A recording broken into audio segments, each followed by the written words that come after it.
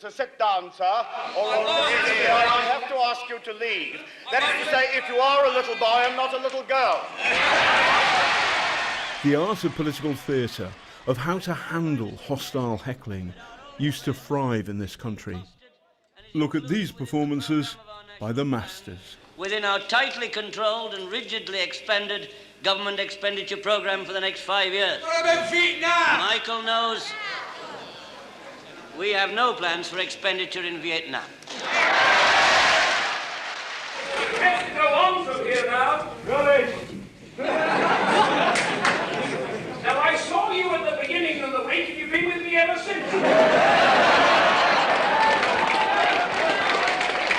What the hell are you using my transport? Helicopters?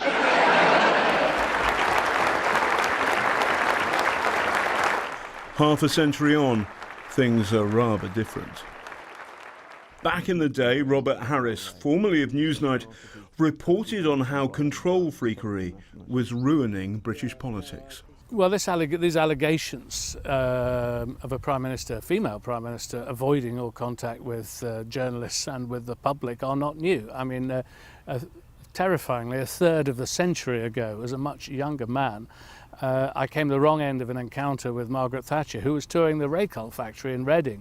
This is what it's like being on the campaign trail with the Prime Minister in with no voters anywhere, and the workers not really very interested. It was just to get pictures of her in a factory with new technology.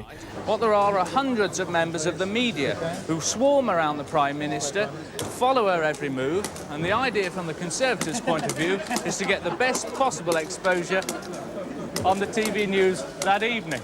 That really, I think, was a breakout new kind of election, American style, copied from Reagan, where you didn't do the monster rally, you didn't go out on the hustings, you just got good pictures for the evening news.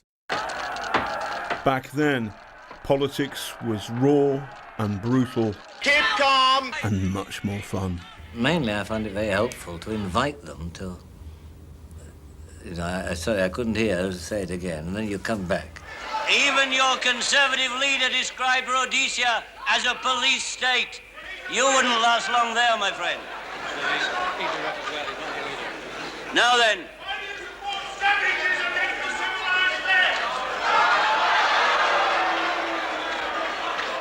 My friend, we do not support savages. We just allow them to come to our meetings, that's all. There he goes, there's Neil Kinnock. By the early 90s, political control freakery was the new normal. Don't let the people who take to the streets take your country! But then underdog John Major dug out his soapbox from the attic. I caught up with him on the Tory campaign jet. Mr. Major, could you do me a favour? Could you video me for my video diary for the Late Show? You put your left hand through there. I think this is untrue. No, it's working. It's working. I tell you what. No, it's working. Can I really see you? I can see you. You can see me. So this is a piece of camera. Would you mind putting your tie up? It looks absolutely lovely. Major's relative openness has all but gone. Jeremy Corbyn relishes campaigning, but it would take a brave soul to heckle here. History tells us that just because your side loves you doesn't mean you're going to win. It was very noticeable, the difference between Thatcher's campaign and Foot's campaign, which was huge rallies. And one evening, I think he had 30,000 people. Much good it did him. Just how controlled is the Theresa May campaign? So it has the flavour of an evangelical meeting. Everybody here agrees with St. Theresa. But the problem is, where's the argument? Where's the challenge? Where's the politics? To be fair, reporters say she's been taking more questions in the past week. But the sage of Kintbury is not convinced. There is something wrong with this election. I think a lot of people feel it, no matter what your party is. That is that the Prime Minister in particular is not engaging with people. And that is an offence to the electorate, it seems to me.